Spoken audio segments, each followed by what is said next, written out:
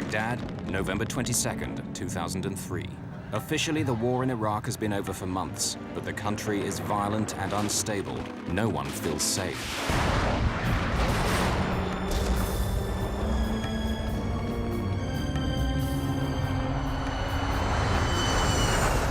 A civilian cargo plane has just taken off from the city's airport. What's that? Within seconds, the crew lose control, unable to figure out what has happened to their aircraft. They struggle to master 100 tons of wide-bodied jet. Their plane is on fire. Unless they can land soon, the wing will burn up. They'll crash and die. Steady. They're carrying too much speed. They're going so fast, they may not make the runway. No one has ever successfully done this before.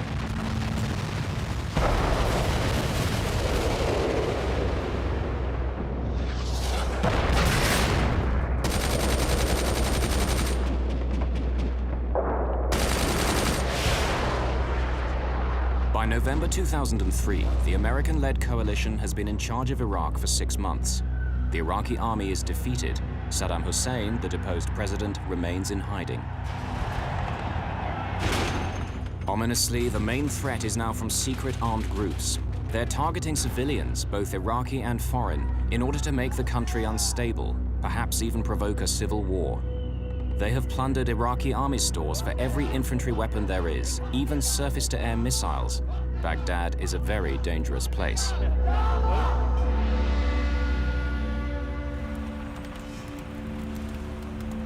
Dawn, on the outskirts of the city.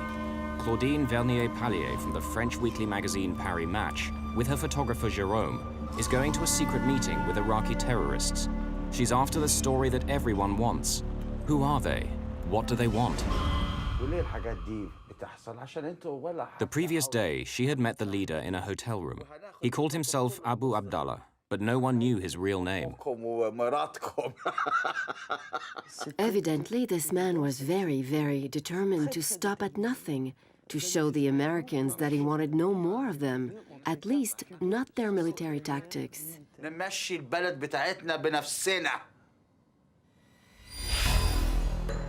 Baghdad Airport, key to the US presence in Iraq. Military planes fly in daily to supply the troops and to help rebuild the shattered country. Because of the threat from Iraqi terrorists, the US has established a security zone around the airport, patrolled by Apache helicopters. On the tarmac today is one of the few civilian aircraft to use the airport, an Airbus A300 belonging to the courier firm DHL. They have won the contract to carry the soldiers' mail. They led us down little roads for a long time to be sure we would lose our bearings. At the hotel meeting, Claudine and her photographer had arranged to meet the rebels at dawn the next morning to take pictures of the fighters with their weapons. We arrived in a field where we met other vehicles, among them a pickup truck. The men got out of the cars. And just off the road, hidden under some branches, the men recovered some weapons and some missiles. They loaded their weapons in their vehicles, and Jérôme took the pictures we wanted.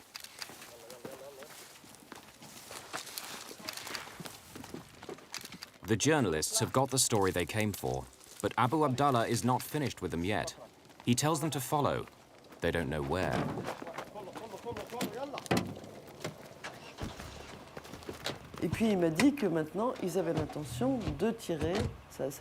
And he told me that a new phase in his resistance actions would be to shoot missiles at planes. A few kilometers away, the DHL plane is getting ready to depart. 2 flights a day shuttle post and packages in and out of the war zone. Baghdad Tower, Oscar Data Lima Lima, Airbus A300 cargo, airplane with information Sierra, request started. The Australian Air Force is providing the air traffic control in Baghdad. Oscar Delta Lima Lima, clear to start. Before start checklist. Start 2. Captain Eric Genot is Belgian, 38 years old and single. He realized his dearest ambition a year ago when he qualified to captain the Airbus A300. In 245. Valve closed, EGT 610. Flight engineer Mario Rafael lives in Scotland with his wife and children. At 54, he's the oldest and most experienced member of the crew, a veteran of many danger zones. Start one. Valve open. The 29-year-old co-pilot, Steve Michielsen, is also Belgian. He's been married just 3 months. Cargo airlines are great places for young pilots to get the hours and experience they need to pilot commercial aircraft. 016 Kruger. DHL has been flying into Baghdad for 6 months. There's no danger money for crew. The airport is an oasis of calm in the middle of a chaotic war zone. Nevertheless, they're aware of what's going on around them. When we were crossing already the border from Kuwait to Iraq, the ambience in the cockpit already changed. You have a kind of stress, at least for me. The journalists have been taken to another location by the terrorists. By now, they're beginning to get uneasy. They'd like to leave, but they have no idea where they are, and they feel that a dangerous situation will develop if they attempt to go. So, what's going on here? ماذا يحدث هنا؟ عندنا النهارده عندنا مشكور ركي هتشوفي. We're going to do special operations today. هتشوفي. You'll see. I'll show you. يا راجل فينك يا راجل؟ بص يا ستي. دي حبيبتنا هنا دي اسمها السام السبعة. This is Sam 7. We have them from the old Iraqi army. We have approximately 28. We got them from 2 different Iraqi army depots. We have already fired about 25, and we only have 3 left. They are heat-seeking missiles, equipped with homing devices which detect infrared emissions from a plane's engines. This Sam 14, better than Sam 7. We don't have so many. I think we should use this one today. He was very good before. Before... في الماضي, لا يعني قبل كده النهارده. we shot down a plane in Nasiriyah, and my fighters recorded 177 dead. And we shot down another plane with Americans on, and we killed 70 men. But no one had ever heard about this. I didn't believe a word of it. From all over Baghdad, you could have seen it. So I thought the guy was making it up. Bluffé. So, what are you going to do with this one today? فكرك ايه اذا احنا نضرب طيارة تانية. What do you think? We're gonna shoot down a plane? هنوري لك يا مدام هنوري لك. I'll show you. The journalists are getting worried. What if he's not bluffing after all? This is not the story they came for.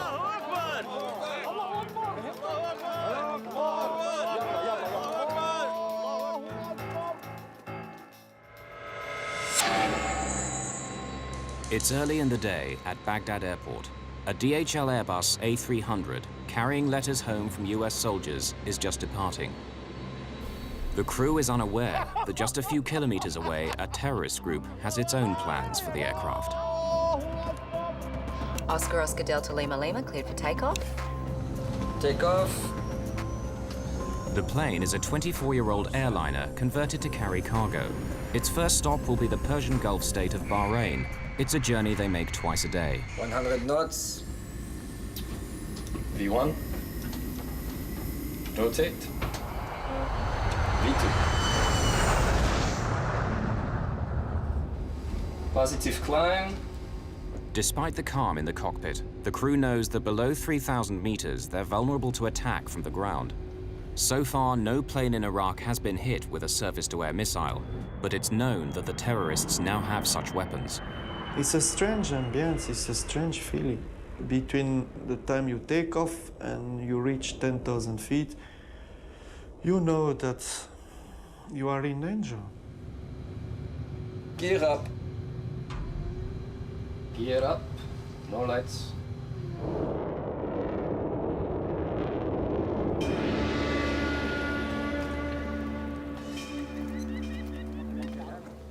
Meanwhile, the terrorist leader, Abu Abdallah, appears to have chosen his spot. He asked us to park our cars pointing outwards so that everybody could leave in a different direction.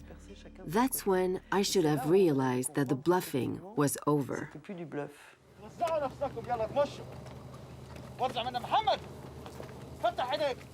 The journalists are now very alarmed. They cannot leave. They're trapped.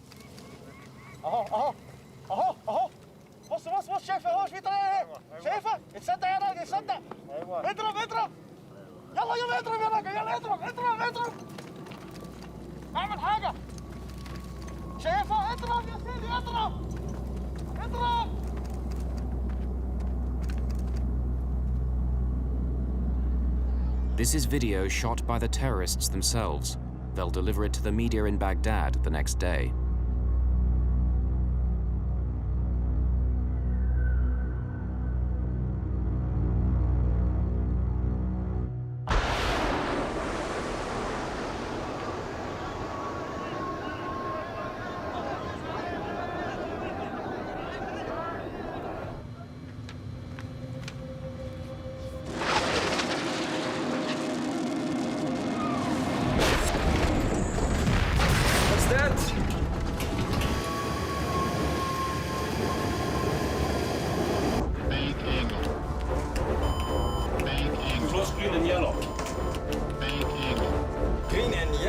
We had 3 hydraulic systems.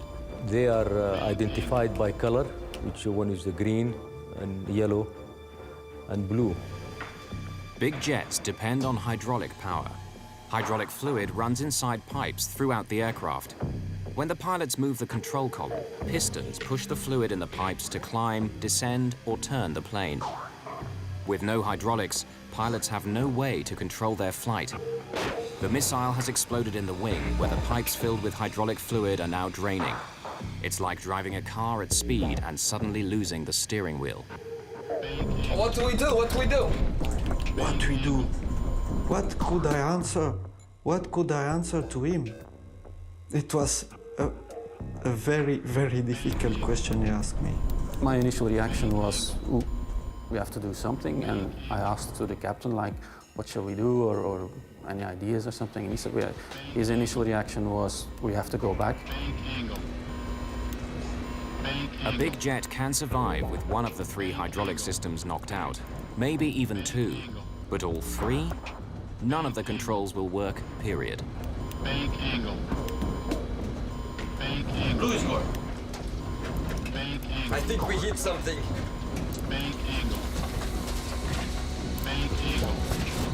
Blue is gone. We've lost all hydraulics. All 3 hydraulic systems gone. There's nothing left. The life of the aircraft is now measured in minutes. That was the end of everything, procedures, what you've been trained all these years. And so all you needed then is to keep calm, common sense, and of course, here where your experience comes, to see whatever is left there. But we had nothing to come back to, or read, or do, or follow.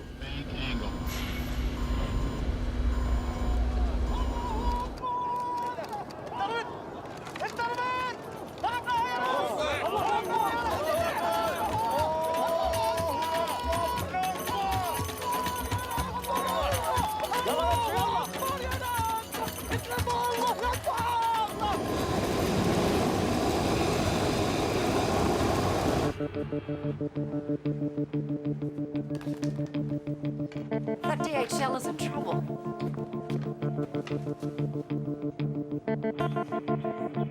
He's on fire and he's turning back. Scramble the fire engines, have medevac on standby. The control columns have become useless. Without the crucial hydraulic system, there's no way of moving the controls. When you have this kind of emergency, the 3 needle showing 0, and the flight engineer saying you all hydraulic gone, you are terrified as well. It was fear. We had no control of the aircraft, of course, initially. The aircraft continued to climb at that time until about 12,000 feet. The plane has started to behave strangely. It climbs to nearly 3,800 meters, then suddenly starts to dive of its own accord. Sink rate. Then it climbs again. Sink rate. Sink rate. It will not fly. Sink rate. Back. Sink rate. This cycle repeats itself over and over again, like a mad roller coaster ride.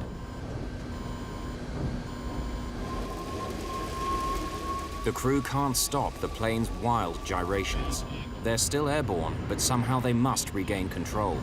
And now, Eric, are you proud of yourself? You look in which mess you are. You know it was dangerous to come here. And what you will do now to get out of here. I play with controls. Reduce thrust. By moving the throttles to and fro, perhaps they can flatten out the huge dives and climbs. It's all they can think of. And then I decide to take the challenge. We have to come back. There is no training to fly a plane in this condition.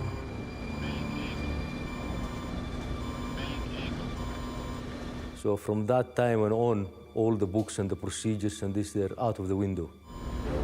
We have engines. We can use the thrust.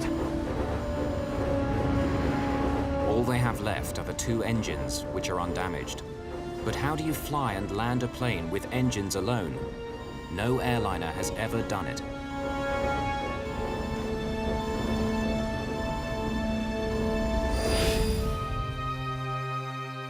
Certainly not this one. In August 1985, a Japan Airlines Boeing 747 had suffered a catastrophe minutes after leaving Tokyo.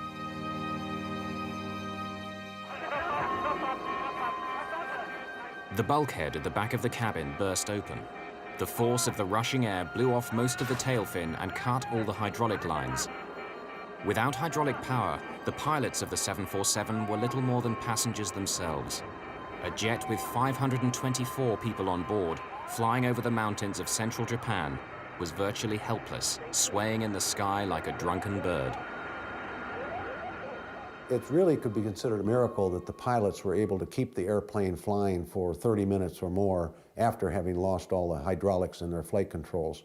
But it kept circling and eventually worked its way into the mountains, and it became impossible for them to land. There was no real alternative for them at all, except to fly as long as they could and hope for some miracle, which never occurred.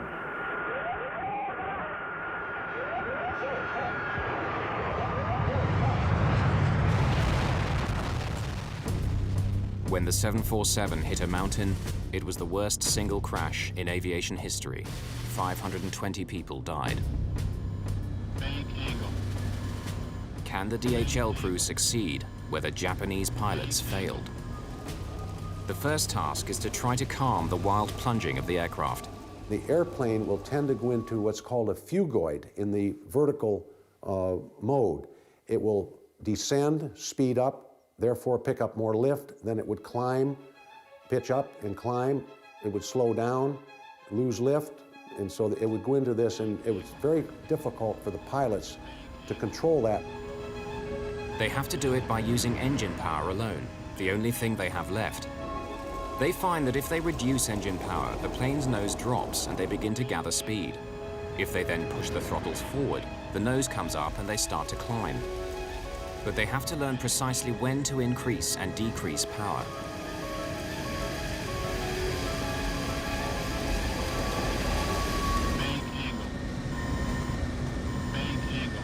And there's another complication.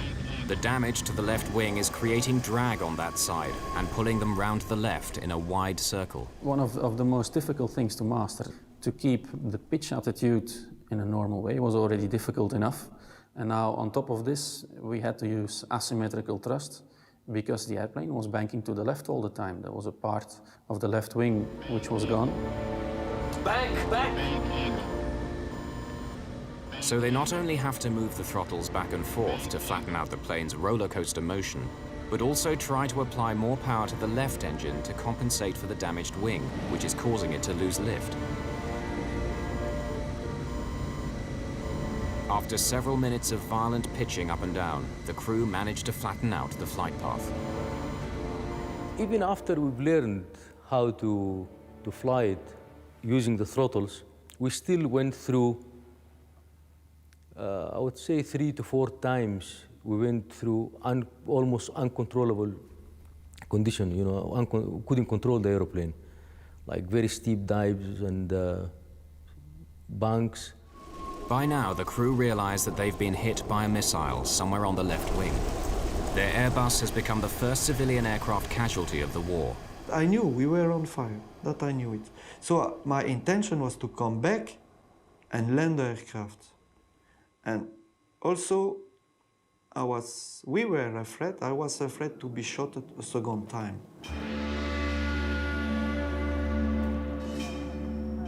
Their fears are justified. The terrorist leader, Abu Abdallah, is waiting for a second chance to finish them off.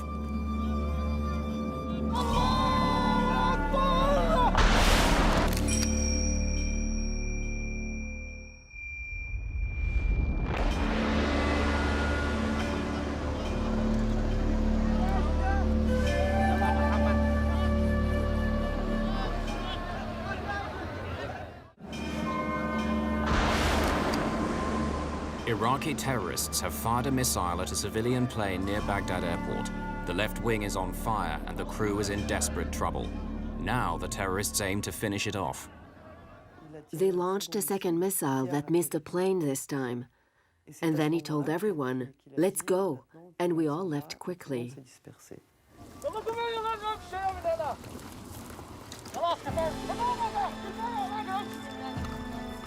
Madame Vernier-Pallier later came under a storm of criticism for not doing more to stop the attack, or at least leave the scene. I think that any journalist in the situation we were in would have reacted exactly as we did. We have been criticized for not having said to the group leader when he told us he was going to fire on an aircraft, "No, sir, we're leaving now." On the one hand, if we had said that to him, it would have meant a bullet in the head, that's clear. And on the other hand, right up to the last minute, right up to the time when they fired the missile, I didn't think they were going to do it. I thought they were still bluffing.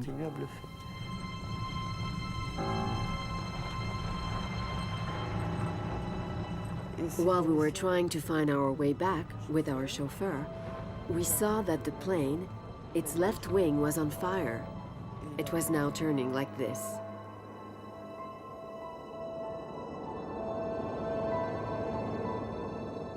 It was like in a film. It was unreal. And it was only when we could see the plane on fire that we thought of the people on board. And then we were scared. I realized the plane could crash, that it would crash. And then I started to realize, why had they done this? It so happens we were there, we were filming, we were journalists, and we were French. So it seems evident that they had set us up. By the time we realized this, it was too late. Everything had gone too fast.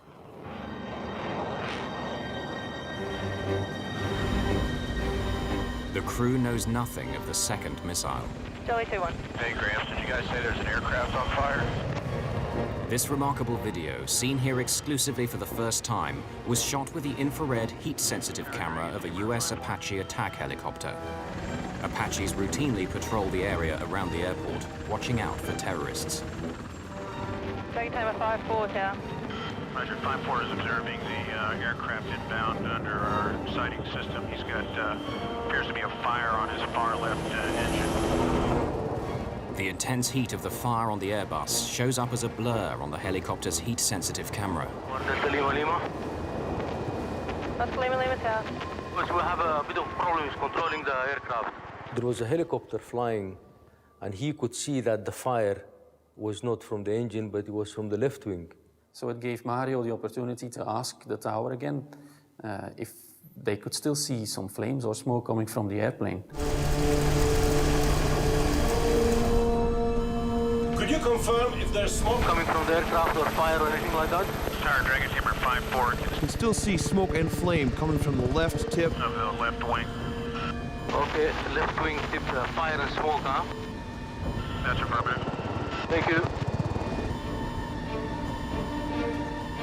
We were on a heading towards the airport. We could see the airport. Lower the gear. Can I take control? No, I have control. I have control. Lower the gear.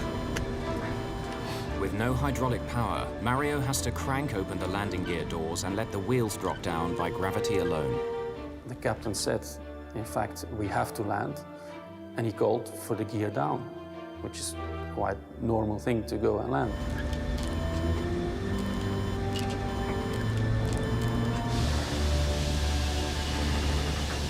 But it has an unintended effect. Lowering the landing gear has altered the entire balance of the aircraft just when they thought they'd figured out how to control it. It causes the nose to point high in the air and the speed to fall. No, the speed! It could easily stall and then crash. I didn't expect that at all, and I saw the aircraft are taking a pitch up, and then the speed decreasing, and I was retarding the throttle and say no. The nose has gone up, their speed is falling, they're about to stall. They have no choice but to pull back the throttles to bring the nose back down again. They're nearly at stall speed. That would have been the end of it. We would have fallen out of the sky. You have visual on this guy? No, I'm looking right in he's way out there. Yeah. That's gut-wrenching, man. They're up there doing everything they can.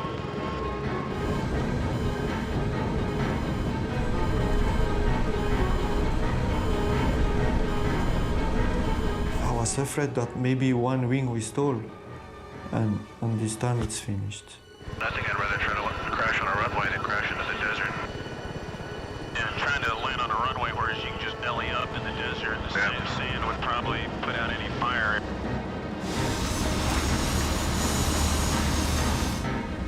Cautiously, they managed to coax a bit more speed from the engines. Lowering the gear brought them to the brink of disaster, but now the plane is easier to control. The airplane miraculously became more stable afterwards. That's one of the first factors which proves how lucky we were that day.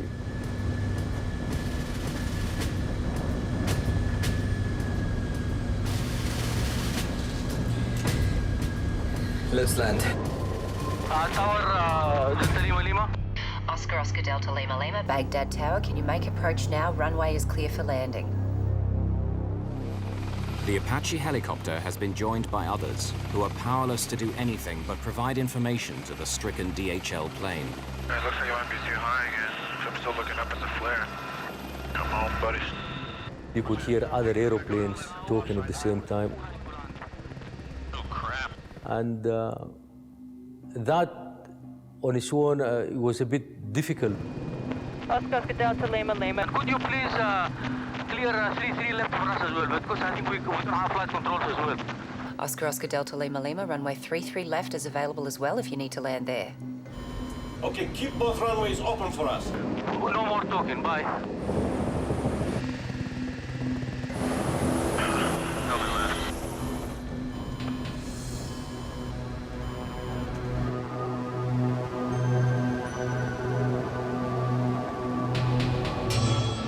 Did you know Tank 1 Alpha is empty? Fuel has been steadily streaming out of the tanks in the left wing. Now one of them is empty. Back. Yes, got it. Release down, left wing coming up. Against all the odds, they've made it back to the airport. An incredible feat of flying. They begin making preparations to land. Which runway? We use 33 right, I think. Lima. Oscar Lima Lima, go ahead. Could you please declare full emergency? Yes, we need the fire brigade because our landing gears might collapse as well. Oscar Lima Lima, all available assistance is available on the field. Everyone is on full alert. Okay, thank you very much, and no more calls. That guy's good. He's pretty stressed. Rightfully so. But on the brink of success, it begins to unravel. At that time, I realized that we were a little bit too high to come in and land in the situation we were. That's what I thought as well. We're too high and too near. We must land. We are too close. We need a land final. I mean, Steve brought a very important point here, and I think it was really a saver. Steve is giving his captain news he doesn't want to hear. He can't land. They're too high and too close. If they attempt a steep descent, they'll bury it in the runway. Eric Janot will have to turn around, fly away from the airport for 37 kilometers, turn again, and come back on a long final approach, slowly descending. If we haven't done this 20 miles, we would have been circling there forever until we dropped to the sky or the wing. You can't make it, it's impossible. Keep the speed up, keep the speed up. I try, I will do the best I can. And then I realized they were right. We have to go on long final. But for the last 13 minutes, the wing has been on fire. Do they have enough time? 20 miles final. Okay. He looks like he's still pretty high. You got that sight now? He's still got a long way to go, though. Yeah. It looks like he's turning like an extremely extended final. Yeah. And I don't think I can make it in. Time is running out. The fire is eating up the left wing. They're still heading away from the airport. Then they have to turn and make a 37-kilometer approach. Can they land before the wing fails?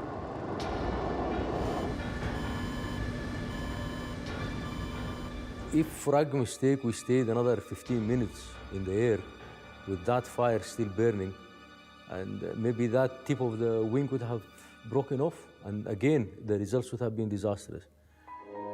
Two main structural spars give the wing its strength. The missile has made a 5-meter-long crack in the rear spar. Too much stress, and it will snap like a twig. There's another danger. Fuel is streaming out of the punctured tanks in the left wing.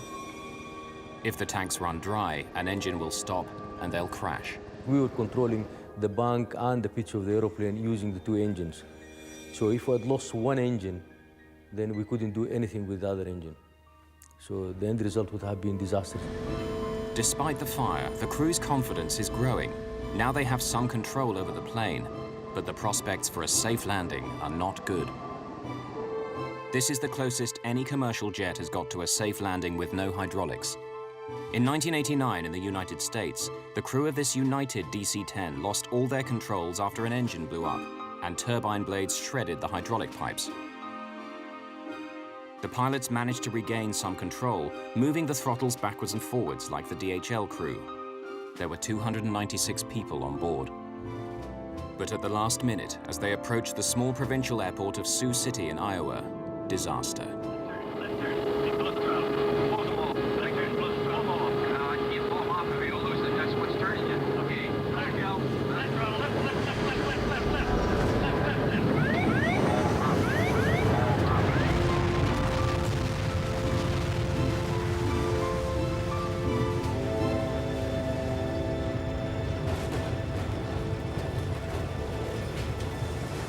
Of the 296 people on board, 111 died.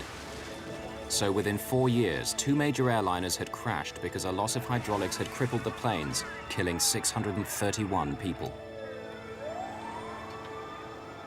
In its investigation report on the Sioux City disaster, the US National Transportation Safety Board asked for urgent research to find ways of controlling big jets that had lost their hydraulics. But over Baghdad, 14 years later, the DHL crew only have their wits to help them as they try to land. I remember the story of the DC-10 of Sioux City, that it has been done before. The only control we still have on the aircraft in the cockpit was the engine. Nothing else.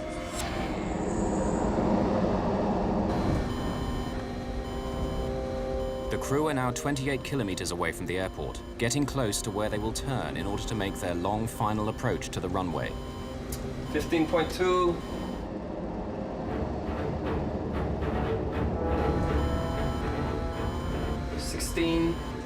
Now we turn right. Not yet. This is where experience counts now, and you have to rely on what you know. We were pretty sure that we were going to be able to make it to the airport, but we were absolutely not sure that we were going to be able to make it to the runway. 16.5. Now we turn. 17 miles. Now we turn. The only way they can turn is by applying more power to the left engine to make them go right and vice versa. They're swinging round to the right, trying to keep the plane steady and descend all at the same time, using nothing but the engines. Airport at 340, come right. Now 320.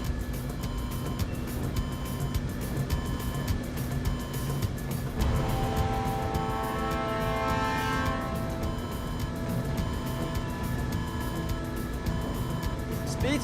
10 knots and stable, keep speed up. Yes, yes. 4,000 feet. 500 feet. 200 feet. You 10 on the head. Against all their instincts, they'll have to keep the speed up on landing or the nose will drop and they'll crash. They should be landing at around 300 kilometers per hour, but they're coming in 100 kilometers per hour faster. No one knows if the landing gear will take the strain.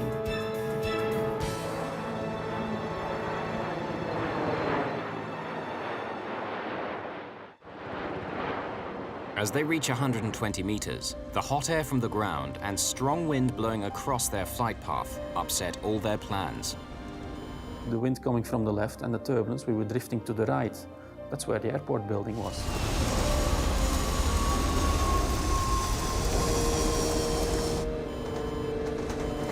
It's bumpy.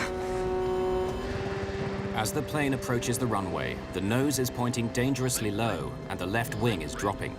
Sink rate. Come on, buddy. They're carrying too much speed. They could overrun the runway.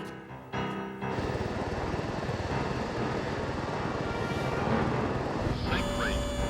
Sink rate. Keep the speed up. We are going left. Yes, I increase. Sink rate.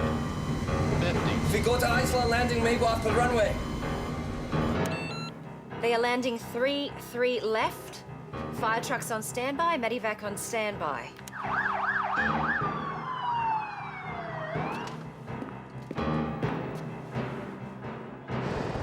don't think it's gonna be too wide though. Terrain. Steady. Terrain. 40. Steady. Terrain. You are approaching the end of your life. You realize it. Terrain. Full. Terrain. Come on, buddy. 30. Mike, Terrain. okay. Full. Terrain. 20.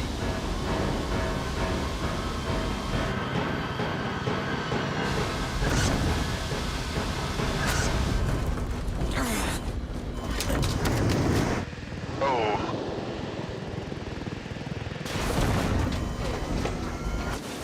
It looks like one of his gear collapsed. Yeah, it did. Off runway.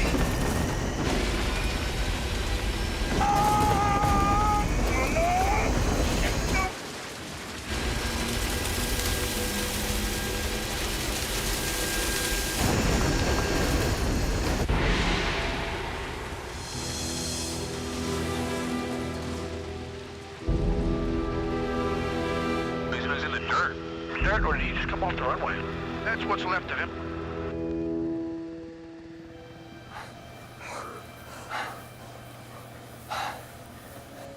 The DHL Airbus has managed to land through an incredible feat of flying. But their troubles are not over. Nice landing, wow. Confirm. Evacuate. Evacuate. Evacuation. Both. I handle.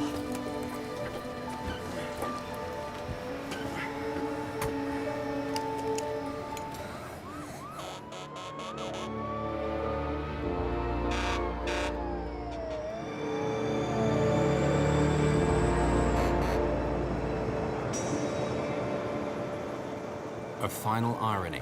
After getting safely to the ground against all the odds, one more unforeseen danger. She might blow.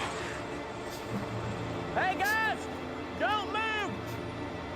That area has unexploded ordnance. Do not move. What's that? He's saying there might be bombs here. I don't believe this. We're coming to get you. The area is still littered with unexploded bombs and shells left over from the battle to capture the airport from Saddam's men. Now we get to you, we're gonna back up and you gotta follow in our tracks. Now we're gonna get you out of here, but you gotta walk right in my wheel tracks, okay?